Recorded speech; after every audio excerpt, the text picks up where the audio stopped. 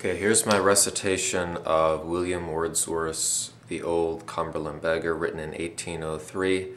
He wrote it at the age of 23 in response to a movement around that time to get the beggars off the streets of London. It's called The Old Cumberland Beggar, 1803. And remember, he's 23 when he wrote this. If you ever have any inferiority complex, don't read poems like this if you're over the age of 23. Here we go. I saw an aged beggar in my walk, and he was seated by the highway side on a low structure of rude masonry, built at the foot of a huge hill, that they who lead their horses down the steep rough road may thence remount at ease. The aged man had placed his staff across the broad smooth stone that overlays the pile, and from a bag all white with flour, the dole of village dames, he drew his scraps and fragments one by one, and scanned them with a fixed and serious look of idle computation. In the sun, upon the second step of that small pile, surrounded by those wild, unpeopled hills, he sat and ate his food in solitude. That ever scattered from his palsied hand, that still attempting to prevent the waste, was baffled still. The crumbs in little showers fell on the ground, and the small mountain birds, not venturing yet to peck their destined meal, approached within the length of half his staff. Him I have known from my childhood, and then he was so old. He seems not older now. He travels on, a solitary man, so helpless in appearance that for him the sauntering horseman throws not with a slack and careless hand his alms upon the ground, but stops, that he may safely lodge the coin within the old man's hat, nor quits him so, but still, when he has given his horse the rein, watches the aged beggar with a look sidelong and half reverted. She who tends the toll gate, when in summer at her door she turns her wheel, if on the road she sees the aged beggar coming, quits her work and lifts the latch for him that he may pass. The postboy, when his rattling wheels overtake the aged beggar in the woody lane, shouts to him from behind, and if, thus warned, the old man does not change his course, the boy turns with less noisy wheels to the roadside and gently passes by, without a curse upon his lips or anger at his heart.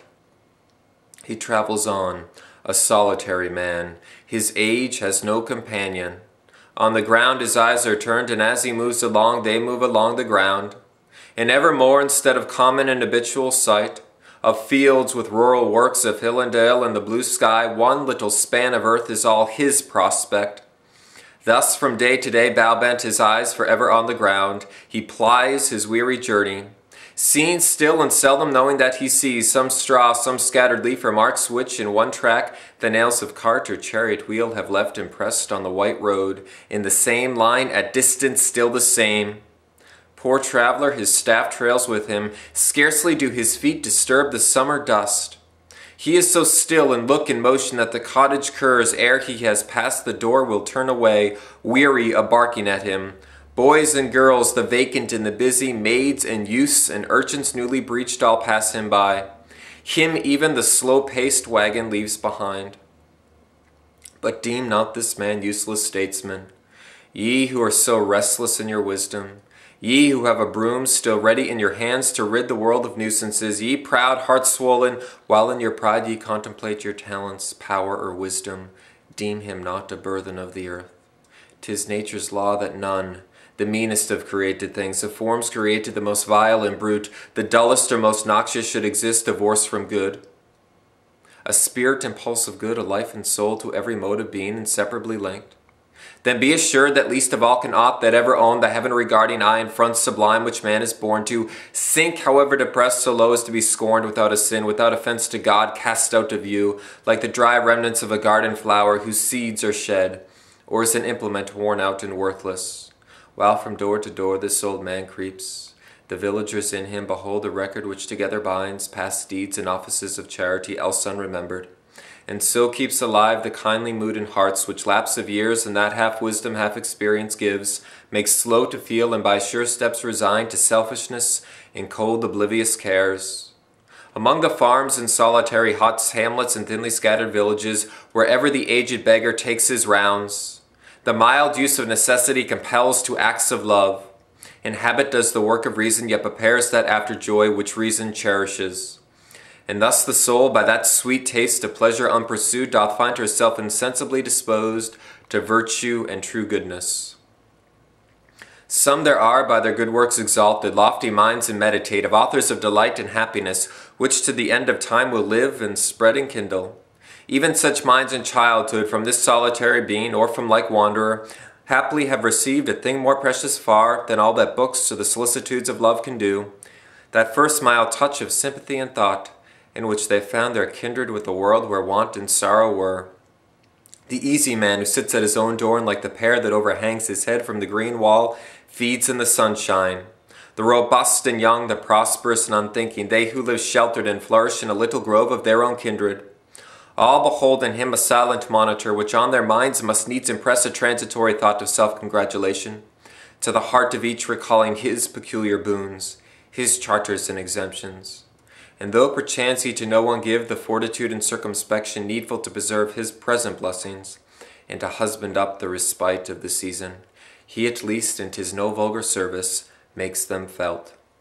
Yet further, many I believe there are who live a life of virtuous decency, men who can hear the Decalogue and feel no self-reproach, who of the moral law established in the land where they abide are strict observers and not negligent in acts of love to those with whom they dwell, their kindred and the children of their blood. Praise be to such, and to their slumbers peace. But of the poor man ask, the abject poor, go and demand of him if there be here in this cold abstinence from evil deeds and these inevitable charities wherewith to satisfy the human soul. No, man is dear to man. The poorest poor long for some moments in a weary life when they can know and feel that they have been themselves the fathers and the dealers out of some small blessings, have been kind to such as needed kindness for this single cause, that we have all of us one human heart. Such pleasure is to one kind being known, my neighbor, when with punctual care, each week duly as Friday comes, though herself pressed by her own wants, she from her store of meal takes one unsparing handful for the scrip of this old mendicant, and from her door, returning with exhilarated heart, sits by her fire and builds her hope in heaven. Then let him pass, a blessing on his head, and while in that vast solitude to which the tide of things has borne him, he appears to breathe and live but for himself alone, unblamed, uninjured, let him bear about the good which the benignant law of heaven has hung around him. And while life is his, still let him prompt the unlettered villagers to tender offices and pensive thoughts. Then let him pass, a blessing on his head. And long as he can wander, let him breathe the freshness of the valleys. Let his blood struggle with frosty air and winter snows.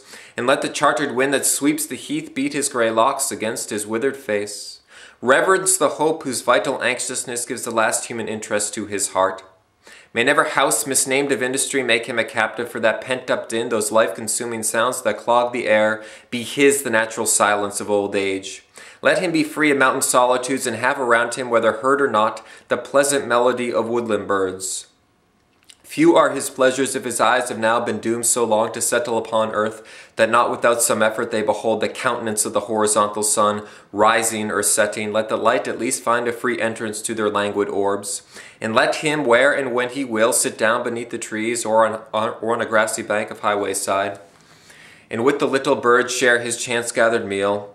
And finally, as in the eye of nature he has lived, so in the eye of nature let him die.